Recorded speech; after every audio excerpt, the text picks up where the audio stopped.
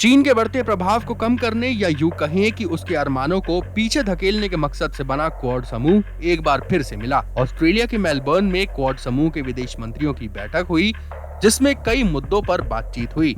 Meeting का खास मकसद चीन को कड़ा संदेश देने का था। जहां अमेरिका, जापान और ऑस्ट्रेलिया ने यूक्रेन और म्यांमार के मुद्दों पर जोर दिया, वहीं भारत के विदेश मंत्री एस जयशंकर ने चीन के मुद्दे पर जोर दिया और म्यांमार पर भी कुछ बातें कही। एस जयशंकर ने म्यांमार के साथ लगने वाली सीमा पर होने वाली हलचल की तरफ सभी का ध्यान खींचा और उस घटना का जिक्र किया जिसमें एक झड़प में कर्नल की परिवार समेत मौत हो गई थी। साथ ही ये भी कहा कि भारत देशों पर लगाए जाने वाले प्रतिबंधों के भी खिलाफ है। हालांकि रूस द्वारा यूक्रेन में दिखाए जा रहे एग्रेशन पर जयशंकर ने कुछ भी नहीं कहा।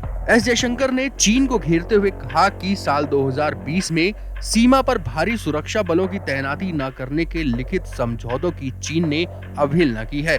उसी कारण भारत और चीन की सीमा पर तनाव की स्थिति उत्पन्न हुई। जब एक बड़ा देश लिखित प्रतिबद्धताओं की अवहेलना करता है तो यह पूरे अंतर्राष्ट्रीय समुदाय के लिए चिंता का विषय हो जाता है।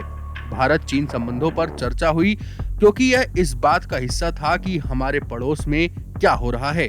एस जयशंकर ने कहा कि इस बारे में हमने एक दूसरे को जानकारी दी। यह एक ऐसा मुद्दा है जिसमें बहुत से देश वैध रूप से रुचि लेते हैं, खासकर अगर वो इंडो पैसिफिक रीजन से हैं। वहीं अमेरिका के एंथनी ब्लिंकन ने कहा है कि वो दक्षिण पूर्व एशिया में सुरक्षा और डिप्लोमेटिक रिसोर्स को बढ़ाएंगे, जिससे चीन के बढ़ते प्रभावों को कम किया जा सके। बाइडेन सरकार ने 12 पेज की एक स्ट्रेटेजी रिपोर्ट भी बनाई है, जिसमें साउथ एशिया में सुरक्षा को बढ़ाए जाने की रणनीति है।